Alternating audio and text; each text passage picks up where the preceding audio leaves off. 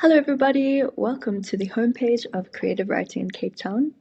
I am so pleased that you've found yourself here and that you are considering devoting some time, energy, and attention to your creative practice. I am the facilitator, and I have been working on this, what is my life's work, for the last 10 to 15 years.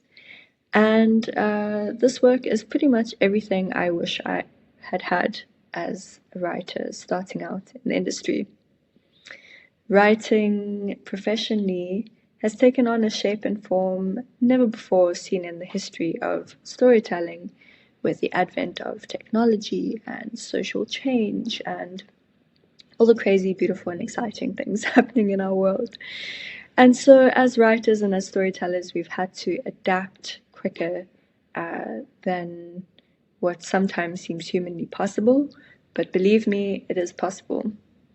And the key to adaptation at pace is to find a few things that stay the same no matter what is happening in the world. Our flagship 8-week course is comprised of the things in a writer's journey that stay the same. Writing, like every other kind of creative practice, is a process and a cycle made up of a particular set of landmarks or milestones in the journey, beginning with the space that we clear to receive ideas, and then the journey we must undertake as writers to process the idea or metabolize the idea through our bodies and out onto the page to grow and evolve into whichever form best suits or serves that idea or story. So let me run you through what an 8-week course looks like with us very, very, very quickly.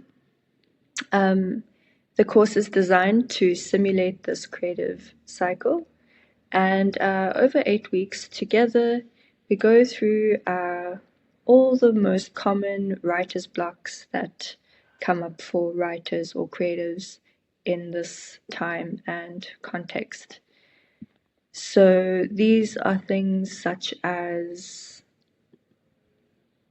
have a look here, challenges in structuring our work, figuring out how best to self-design a structure that serves both the story and our writing practices. Navigating the muddleness, gray zone area of truth, how to create safety within our bodies in order to honor our own truth, while at the same time creating space capacity to honor the truths of other people, even if those truths contradict our own. We also look at research, creative research, which works differently to market research or academic research. You're not going out into the world to find more information necessarily, but rather you're going out into the world to immerse yourself in a particular kind of energy that's going to give you the real lived experience of the characters that you're wanting to portray. From there, we look into the more practical side or elements of bringing a creative work to life, and these are foundational to basically our livelihoods and lives as writers. Where does the money come from? What are the relationships around us like? What is the environment like? Is it supporting our creative practice or blocking us? And our health, our bodies, are our bodies healthy, thriving, and nourished?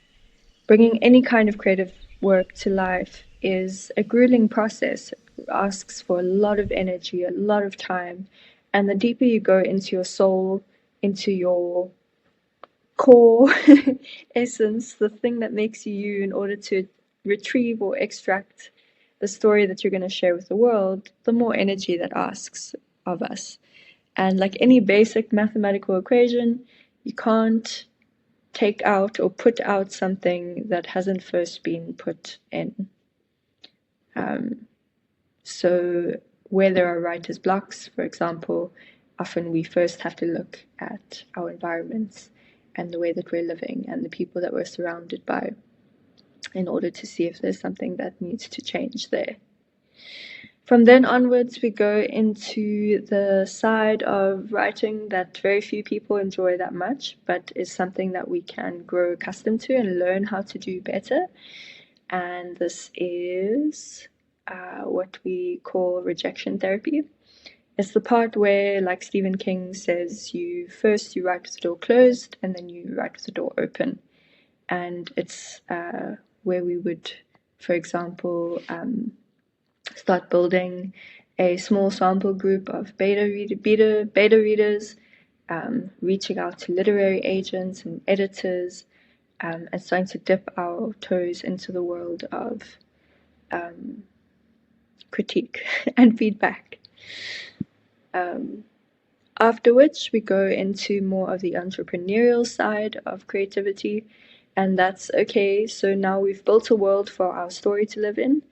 Now, what is the world that we need to build around that story so that it can be distributed and reach the readers or the audience that would benefit most from having read it? And that takes us through. So we look at self-publishing, local publishing, international publishing, all those things. And then we reach week 8, which is something that in today's modern time quite counterintuitive to the average working class person, and that is learning how to rest, how to co-regulate amongst other people, take a step back, let the information settle, learn how to just breathe, let go, receive the feedback, do nothing, stare at the ceiling, be okay that your story is now no longer your story, and then by doing so, create space for a new story to come your way. To be a writer in today's time is really to be in continuous dialogue with yourself and the world, and making that conversation visible so that other people may share in your insight, learn from your experiences, and participate in this world that you're wanting to build. So I hope that gives you a really nice kind of quick overview into our 8-week course. We run it every 8 weeks, and you can join us in person in Cape Town or online via Zoom. We also have some other services on offer, such as a drop-in Tuesday class. You can come in for a 60-minute lunch hour session and get a taster for what the course might be like. We also do offer one-on-one editorial consults if you already have a manuscript and you're just looking for some thoughtful feedback and guidance on next steps. And we also have a 3-part coaching framework to support you more holistically or intensely in different parts of the creative process.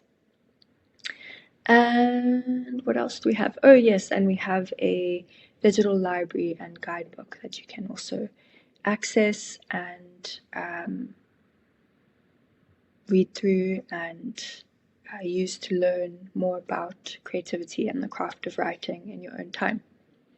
Feel free to send me an email with any questions, and I hope to meet you either in real life or in your words, in stories, and fantasy.